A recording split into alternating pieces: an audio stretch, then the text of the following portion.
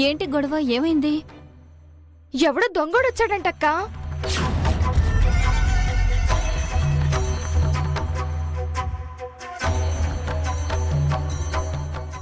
ఎప్పుడు లేనిది మన ఇంట్లో దొంగలు రావటం ఆశ్చర్యంగా ఉంది.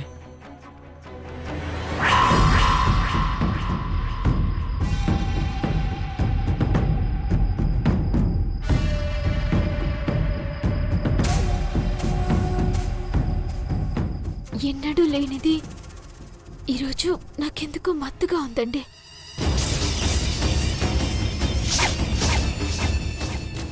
చెల్లిం బాగా మత్తుగా ఉంది కార్తీక్. రేపు మాట్లాడుకుందాంలే, జాగ్రత్త చూసుకో. మన వెళ్దాం పదండి.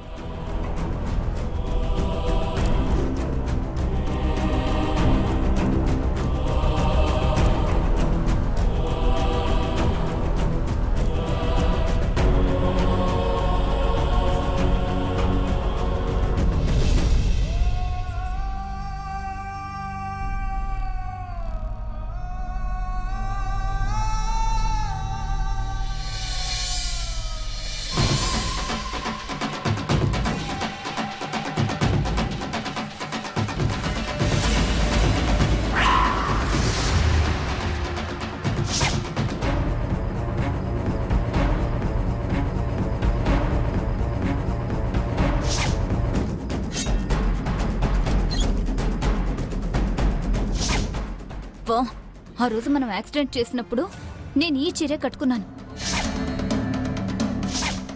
ఆ విషయం శంకర్తో వచ్చిన ఆ ముసలోడు గుర్తుపట్టి మీనాక్షికి చెప్పేశాడు.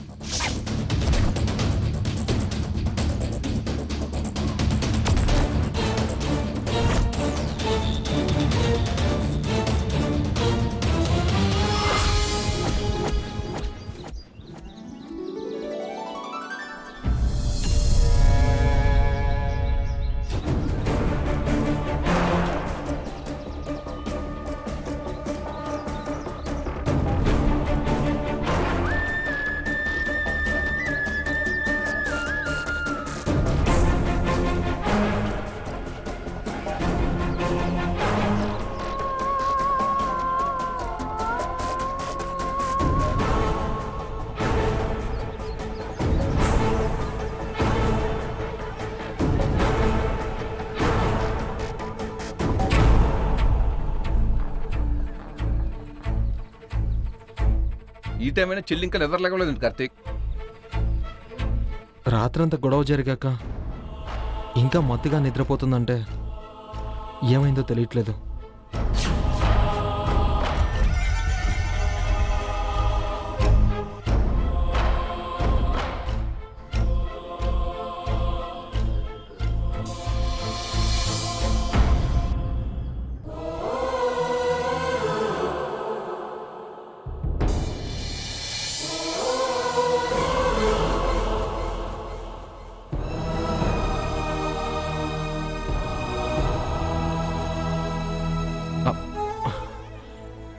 మీనాక్షి, మెల్లిగా. ఏమండి?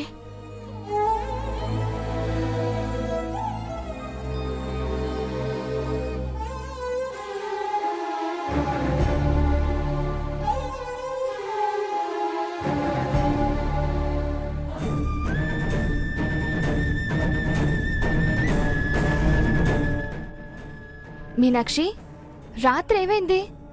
నువ్వేమో చాలా మత్తుగా ఉన్నావు. ఎవరో దొంగోడొచ్చాడని చెప్పావు. నీ గదిలో వస్తువులు కూడా చెల్లాచెదురుగా పడున్నాయి.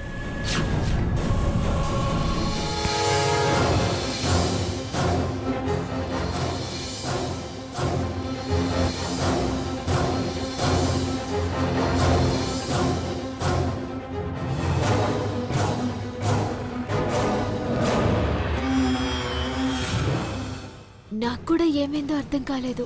ఉన్నట్టుండి నా శరీరం బరువెక్కినట్టు బాగా మత్తొచ్చేసిందండి.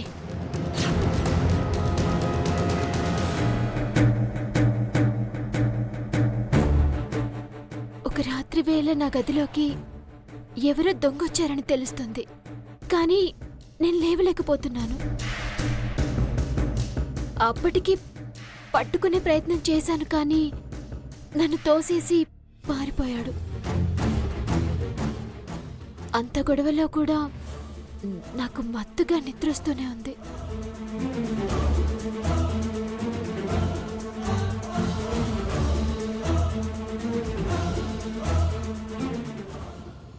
మన ఇంట్లో దోచుకోవడానికి ఏమున్నాయని దొంగ రావడానికి?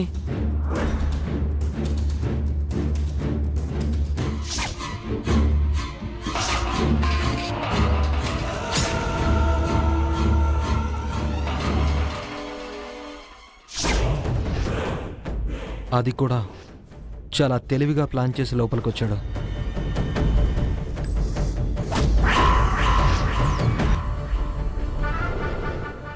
గుమ్మం తలుపుకు అడ్డంగా బిందె పెట్టాడు. చప్పుడైతే తప్పించుకొని పారిపోదామని. నాకు ఆ సంగతి తెలియక తలుపు తెరిచాను. ఆ సౌండ్కి పారిపోయాడు.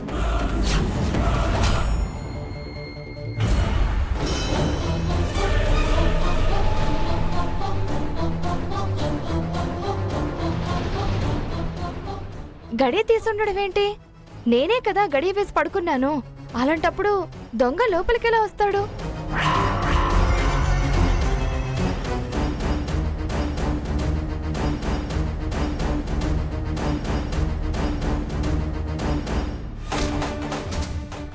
వాడు దొంగ కదా, రావాలంటే ఎలా అయినా వస్తాడు.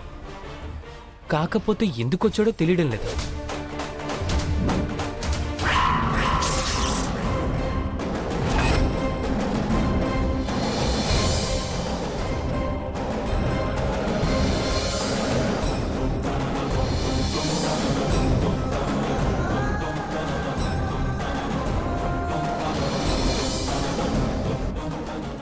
దొంగ రావడానికి కారణం నాకిప్పుడు అర్థమైందన్నయ్య.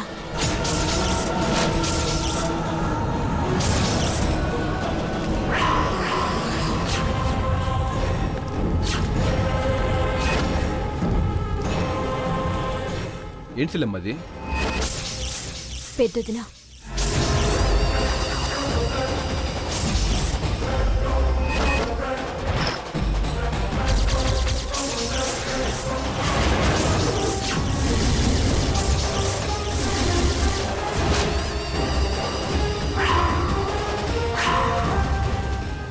ఏంటి మీనాక్షి? నువ్వు నాకిచ్చిన చీర ఇప్పుడుందో లేదో చూడు.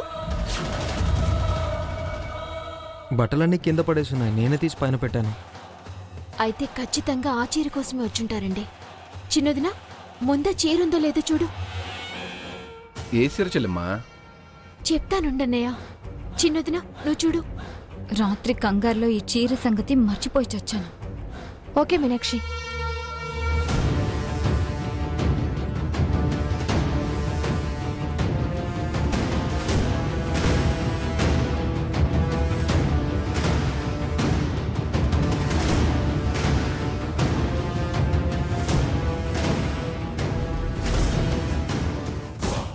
ఇదిగో ఉంది మీనాక్షి.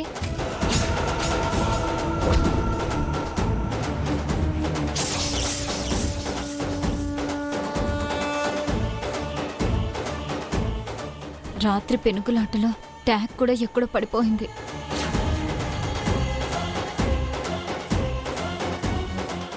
ఇంతకీ సీర ఏంటమ్మా? నాన్నతో ఒక అమ్మాయి కూడా గొడవ పడిందని కొమరయ్య తాత చెప్పాడు కదన్నయ్య. ఆ అమ్మాయి పెద్దదిన కట్టుకున్న ఇలాంటి చీరే కట్టుకుందంట.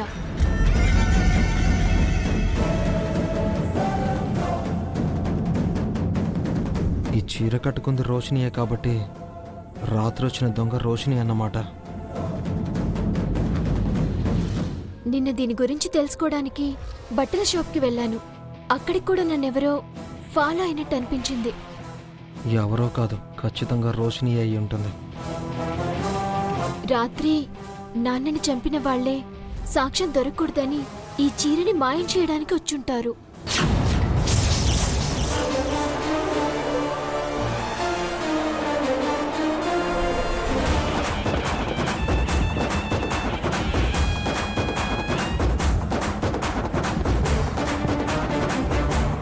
వెంటనే ఈ విషయం శంకర్ అన్నయ్యకి ఫోన్ చేసి చెప్పడం మంచిది.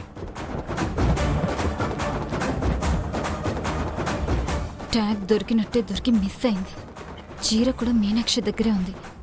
ఇప్పుడు ఆ శంకర్ గడ్ వస్తే నా గతి ఏమవుతుందో ఏంటో.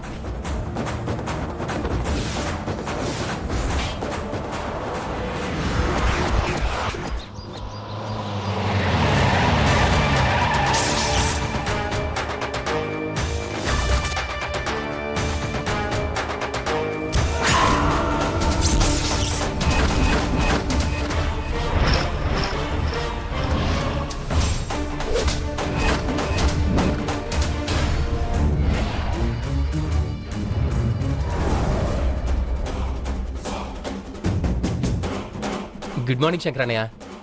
నువ్వు వస్తున్నావని మీనాక్షి చెప్పింది.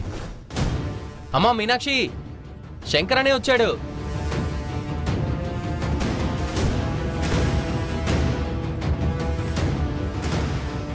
శంకరన్నయ్య, నీకోసమే ఎదురు చూస్తున్నానన్నయ్య.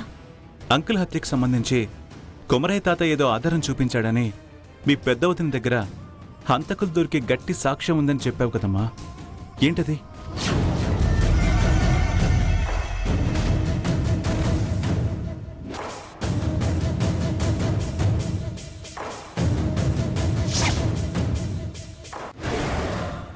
ఈ చీర ఎవరిదమ్మా? ఆ, రోషిని అక్కది.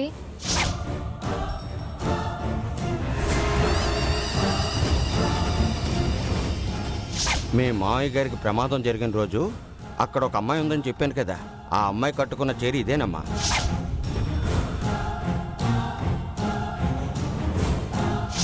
మనిషినైతే పోల్చుకోలేకపోతున్నాను కానీ చీర మాత్రం ఖచ్చితంగా ఇదేనమ్మా. నాకు బాగా గుర్తుంది.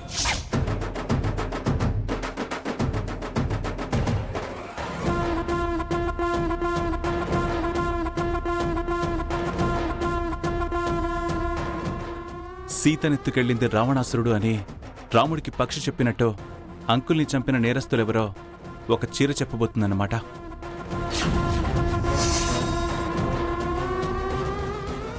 మీనాక్షి, ఆ చీర ఎక్కడా? చిన్నదినా, మీనాక్షి, నా గదిలో ఆ చీర తీసుకురావా? సరే.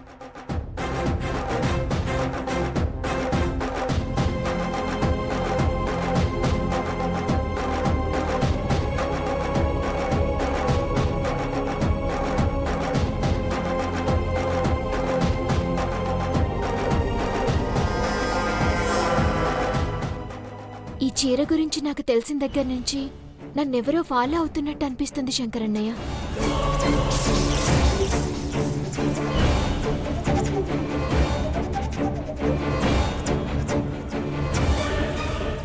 రాత్రి ఒక దొంగ నా గదిలోకి వచ్చాడు. పట్టుకోవడానికి ప్రయత్నం చేశాను.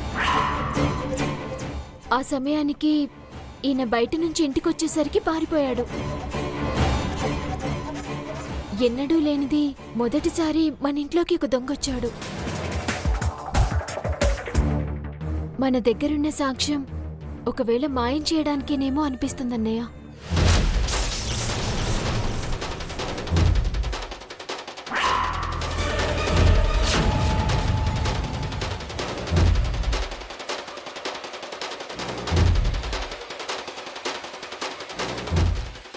మీనాక్షి, ఇదిగో.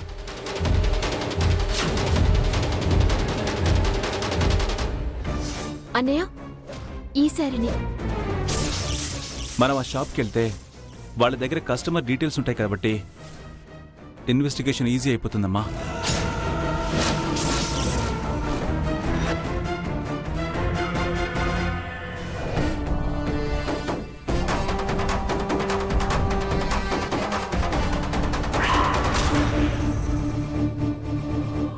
రోషిని గారు, మీరు కూడా మాతో పాటు షాప్కి రావాల్సి ఉంటుంది.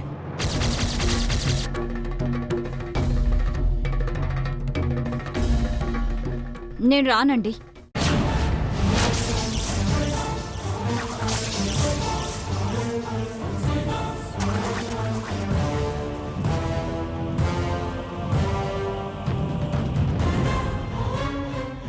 అంటే ఆ నేరం చేసింది మీరేనా?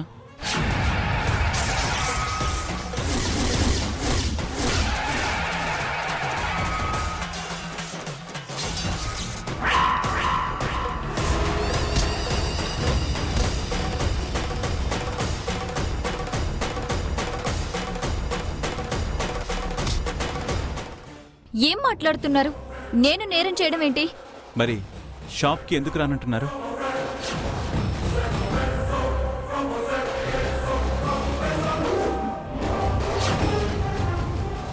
పోలీస్ వెహికల్ ఎక్కడో మా ఇంట వంట లేదు. మీతో పాటు వచ్చి నాకున్న గౌరవ మర్యాదలు పోగొట్టుకోవడం నాకు ఇష్టం లేదు. నువ్వొక్కదానివే ఎందుకు వెళ్తున్నావు వదినా? నీతో పాటు నేను ఆయన కూడా వస్తాం కదా.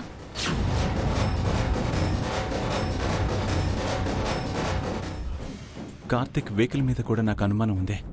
కాబట్టి ఆ వెహికల్లో వీళ్ళని రమ్మంటే నెంబర్ తెలుసుకోవచ్చు. డైరెక్ట్గా వెహికల్ చెక్ చేస్తానంటే మీనాక్షి ఫీల్ అయ్యే అవకాశం ఉంది. పాపం తన మర్యాదని మనం ఎందుకు పోగొట్టడం మీనాక్షి? కార్తీక్ కార్లోనే మీ ముగ్గురు రండి.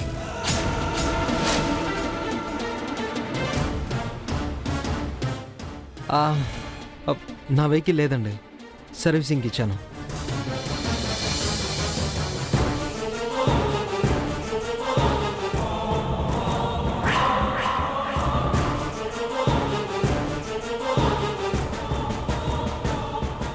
పెద్దదినా, పరువు పోతుందన్న సందేహాలు పెట్టుకోకు. పోలీస్ ఆఫీసర్తో కాకుండా మా శంకరన్నయ్యతో మనం ముగ్గురం వెళ్తున్నాం అనుకో, ఏ సమస్య ఉండదుగా.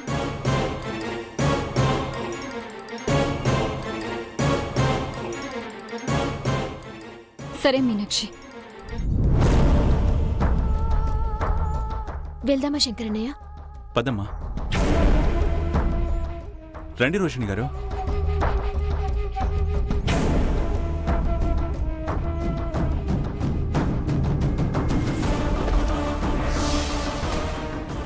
మీనాక్షి, రాత్రి దొంగింటికి వస్తే పట్టుకోవడానికి ప్రయత్నం చేశానని చెప్పావు కదా, ఉమ్, ముసుగేసుకున్నట్టుగా ఏమైనా అనిపించిందా? ముసుగుతోనే ఉన్నాడన్నయ్య. పారిపోయే కంగారులో ఆ దుప్పటి ఇక్కడే వదిలేసి వెళ్ళినట్టున్నాడమ్మా. సరే పద.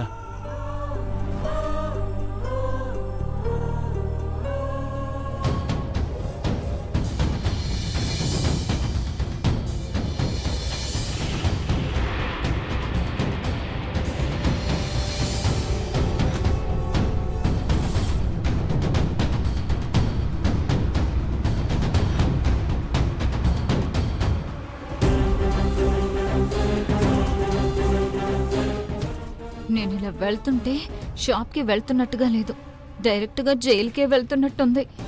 ఈ గండం నుంచి ఎలా బయటపడాలరా దేవుడా?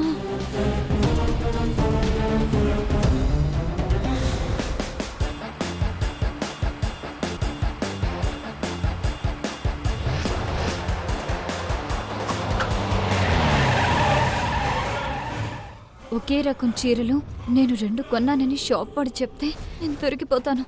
ఇప్పుడు ఎలా? ఏం చేయాలి?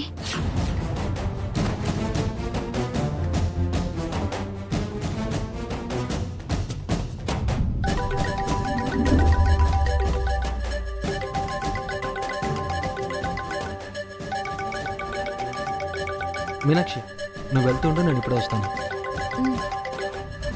పదండి. గీత చెప్పమ్మా.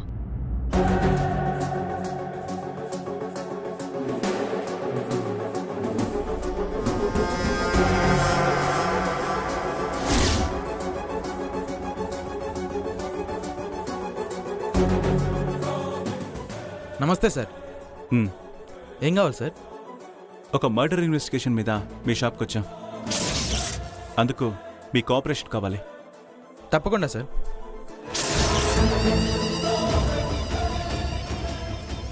మేడం, మీరు నిన్న వచ్చి చీరలు పట్టీలు కొనుకెళ్లారు కదా? అవును, ఇది మీ షాప్లో తీసుకున్న చీరేనా? ఒకసారి చూసి చెప్పండి.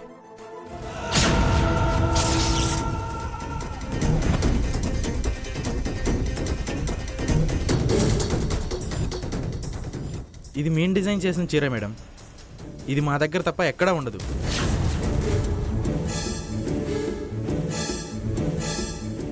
నాకు తెలిసి ఇలాంటి చీర మీరు కూడా కొనుక్కున్నారు కదా మేడం?